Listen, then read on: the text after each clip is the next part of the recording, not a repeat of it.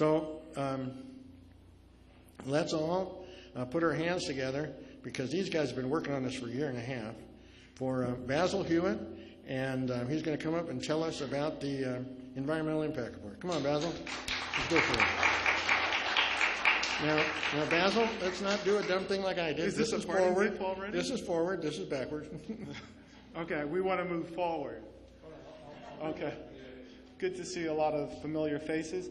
As Alan said, I'm with Los Angeles County Sanitation Districts, and I'm here with Mary Jacobs, did I just go forward? Oh, no, you went forward. Who's a name that's familiar to many folks in the Valley, because she's been the one fielding comments, responding to comments in writing and over the phone. Today we're going to give you, last Thursday we released the final draft chloride compliance facility plan and EIR to meet the state mandated salt limit for our recycled reclaimed water discharge to the federally and state protected Santa Clara River. So we're going to give you a summary of what's in the final facility plan and EIR, and also step you through some of the next steps. Are we having technical difficulties, or just keep going? All right. All right. Okay. So who takes care of your sewage here in the Valley? And many of you have probably seen this slide before. It's the Santa Clarita Valley Sanitation Districts. It has its own local board of directors comprised of the mayor of the city of Santa Clarita, city council representative from Santa Clarita, and the chairperson of LA County Board of Supervisors. And that's because the Santa Clarita Sanitation District that you see here in the darker color is comprised 2/3 the city of Santa Clarita and 1/3 unincorporated Los Angeles County. When sewage leaves a building such as this, it goes into a local line that's either owned by the city or the county, then it flows to our trunk sewer, and then it goes to one of our 2 treatment plants, the Saugus and Valencia plant. And every day, these 2 treatment plants treat 20 million gallons per day of sewage. In about 10 to 12 hours, they convert it to recycled or reclaimed water. And about 19 of that 20 million gallons per day is discharged into the Santa Clara River. Is this focus? It looks blurry to me, but I might have rose-colored glasses. Can I say that? No. There you go. That looks better, Al. It always looks blurry to me. Thank you. And if we could bring it down, well, it's fine. Okay. Okay, so why do we need a chloride compliance plan? We're not meeting the state's chloride or salt limit. We have not met the state limit. That is great. Haven't met the state limit in over 24 years. We've challenged the state. Perfect. We've challenged the state's limit aggressively over the last 10 years. We won some skirmishes, but ultimately we've come to an end. We were fined earlier this year $225,000. $225,000 we were fined by the state, a fine that ultimately will be passed on to our ratepayers, who are the property owners that are connected to the sewer system. More fines are on the way if we don't have an approved project by the end of this month, and we need new facilities to meet the state's chloride limit. We embarked on a local public planning process.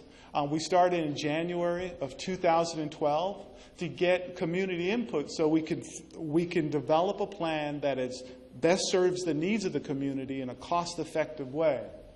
In February of 2012, I think that's the first time I met Al, we had a number of scoping meetings, and we got a lot of great input that helped craft the draft facility plan and EIR that was released in April of this year. We had an extended 90-day comment period, and over that comment period, which ended July 24th, we got 492 comments from about 114 individuals. And you can see all those comments in the final document. It's Chapter 21. And I think it's about 700 pages long of comments in response to comment. We've now released the final facility plan and EIR that was released last Thursday. It incorporates all these comments.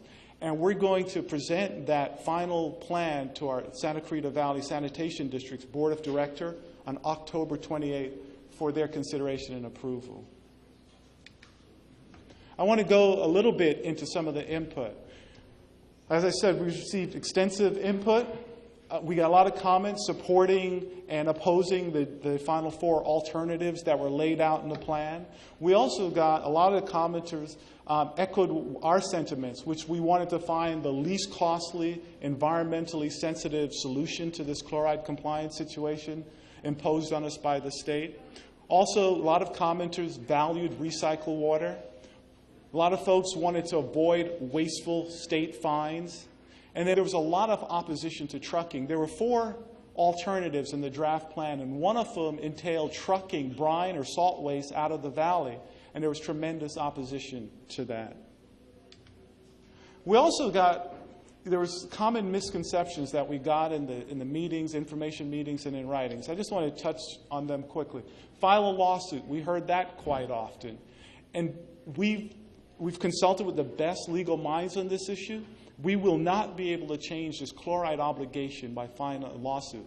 The data, California law, and the precedent is that a lawsuit would just be risky and costly for our ratepayers, and will get us right back where we're at with the same limit. And we have, in the packets that we've handed out, we go into details and some of the information in terms of the misconceptions and so on. So there's supplemental information there, because I could spend an hour going through the misconception. We haven't adequately challenged the limit. We've aggressively challenged it for over 10 years, and again, that's in your packet. We challenged the number. We asked for 143 milligrams per liter to be the chloride limit, because we felt that that would be protective of public health, as well as the uses of the river, and the state rejected it. We challenged whether the river was impaired. We challenged, and we got fined, and the state is very confident about their data, their research to back up that limit. It goes into the next one, that there's not enough science. Well, the state, and I don't want to wear the state's hat because we've battled with them for so long, but they have 200 studies that they looked at, and about 58, and again, it's in the package, 58 of them deal with avocados, and as Mr. Unger, the head of the regional board, said, he came down here, and I don't know if anyone was at the EDC meeting, he said they have sufficient information to defend that 100 milligram per liter study. Some people are saying paying fines are cheaper. Fines would just be added on top of building compliance facilities. And again, it's just wasteful. We're looking for the most pragmatic way forward to minimize the cost for us and our ratepayer. This one I thought was surprising. Some folks believe the state really doesn't issue and collect large fines. Well, we went back and looked. Since 2000, the state has collected $90 million in fines. That the salt limit is negotiable. The limit is 100 milligrams per liter for chloride or salt discharge in the river. Some people, there's a project where the state gave us a higher limit of 117, and it was because there were all these other mitigating facilities that allowed them to both be equals on the scales in terms of water supply and water benefit. And again, there's more information in your packet on that. And some folks have asked, say, why can't you just take all the water out of the river, Gesundheit? And that was something we heard in the scoping meeting. So in Chapter 6 of the draft document and the final document, we explore different options for taking water out.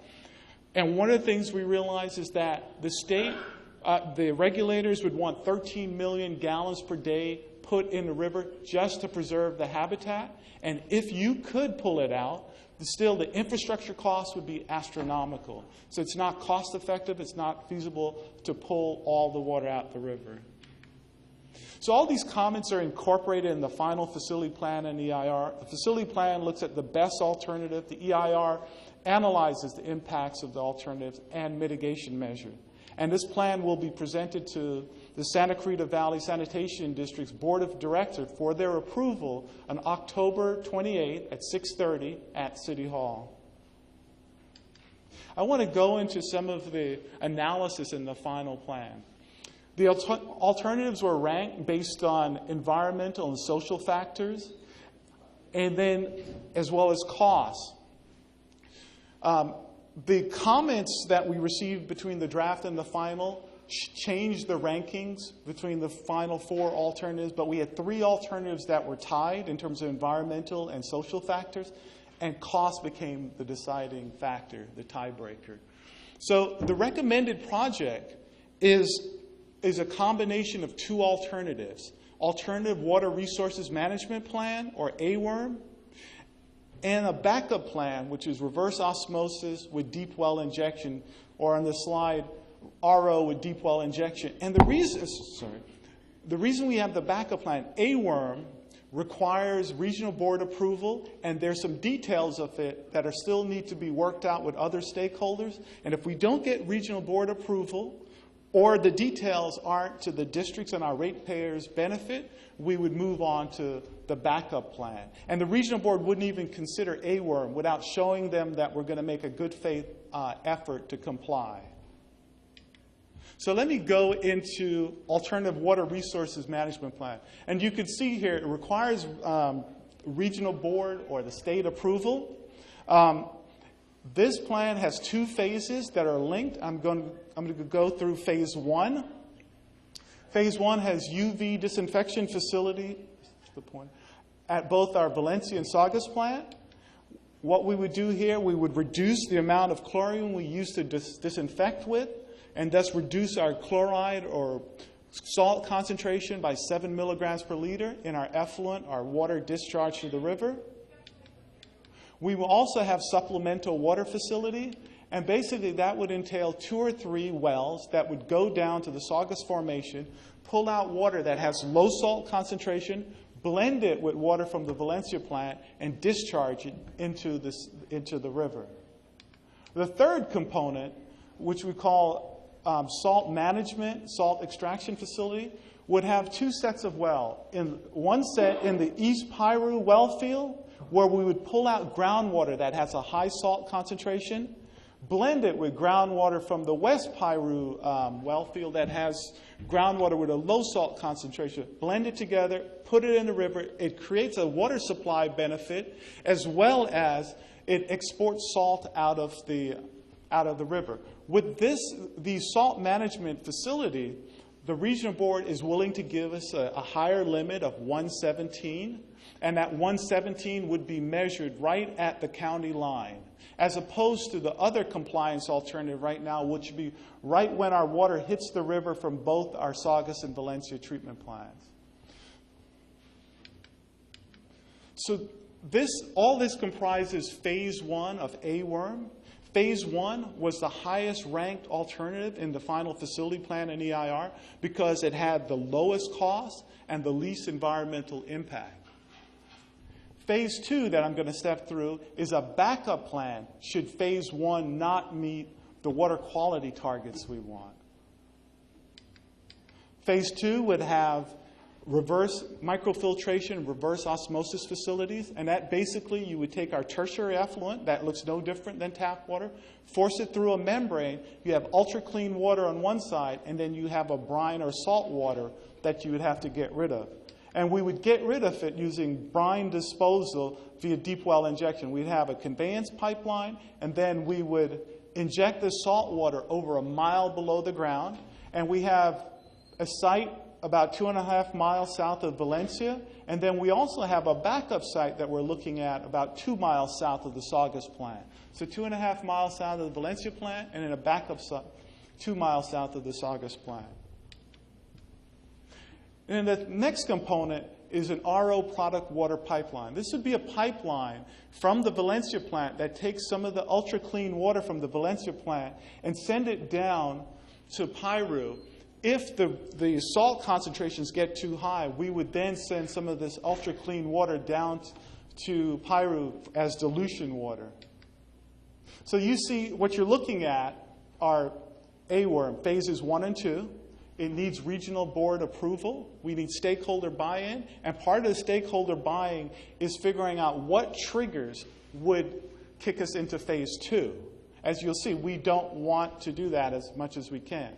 So if we can't get regional board approval, or the triggers aren't to the benefit to the districts and our ratepayers, then we go to the backup plan. That's reverse osmosis with deep well injection. This complies right now with the strict limit of 100 milligrams per liter imposed by the state and the EPA. It involves reverse osmosis facility at the Valencia plant. You get this ultra clean water. One of the things we would do with this, we would share some of the water with we would use some of the water to blend with our effluent, discharge to the river. We'd also have a pipeline that sends some to Saugus and blend it with the reclaimed water produced at Saugus. Those two blends would go into the river, meet the 100 milligrams per liter limit imposed by the state. We also would have UV, ultraviolet light facilities at both Saugus and Valencia plant, and then the brine would be disposed of using deep well injection, either 2.5 miles south of the Valencia plant or a backup site about 2 miles south of the Saugus plant. So what are the costs associated with this project? EIRMP Phase 1, which has no RO, would have an equivalent annual cost of $11.1 million per year. And that's calculated by taking the capital cost of $110 million per year, amortizing it over 20 years, and adding it to the O&M cost of $3.8 million. Phase 2, if we're kicked to Phase 2, you're looking at an equivalent annual cost of $20.4 million per year. And I reiterate, this alternative requires state approval, and we're still working on some of the triggers with other stakeholders. So if we don't get approval, the triggers aren't acceptable, we go to the backup alternative, which is RO with UV disinfection and brine disposal using deep well injection. This alternative would cost $12.7 million per year in terms of equivalent annual cost, and it complies with the state limit of 100 milligrams per liter. What does this mean to typical users? For a single-family home, in the year this top row, in the year 2019, which is the soonest we could build and bring online any of these facilities, a single-family home in 2019 would be paying $270 per year for their sewage treatment. If Phase 1 were implemented, you would see an increase of $125 per year. If we had to go to Phase 2, you would see an increase of $265 a year over the $270. If we go to the backup alternative, RO with deep well injection, you would see an increase of $140 a year over the $270 for a single-family home. The other rows show other typical users in the Santa Clarita Valley sanitation districts, and they all would have the same proportionate increase in terms of user fees. Where can you get copies of the document? I think many of you folks have seen the documents already, but if you don't have copies, you can get them at district's website, Santa Clarita City Hall, or local library. Schedule and deadlines. We must have an approved chloride compliance plan by the end of this month, or we're going to see larger, more significant fines. So if we have the plan approved by the end of the month and EIR certified, we hope to begin permitting and design, and then construction would start in 2017 and start up in 2019. This is at the same time, if we get approval for this project, we would also go to the state to get a basin plan amendment. Because right now, none of the projects would meet the May 4, 2015 deadline for full compliance. So if we show the state that we're sincere about complying, then we would go to the state about getting a 4-year extension while we implement this project. And this is a critical thing, because if we don't show effort, a good faith effort to comply, when May 4th comes, we will incur fines, and by that May 4th, 2015 deadline, that standard becomes hardwired. The fines you get minimum mandatory fines of $6,000 per day, and one authoritative source says the fine will be $20,000 per day, and then discretionary fines in the millions of dollars. So we need to have an approved plan so we can go to the board, the state and the feds, to request an extension.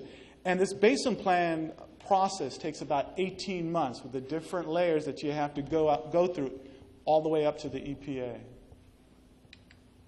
Next step, next Monday, October 21st, district staff will make a presentation to the Santa Clarita Valley Sanitation District's Board of Directors at 6:30 at Santa Clarita City Hall. The presentation will look very similar to this. And then October 28th, Monday, October 28th, the plan will be presented to the Santa Clarita Valley Sanitation Board of Directors for their approval. And that's all I have, Al.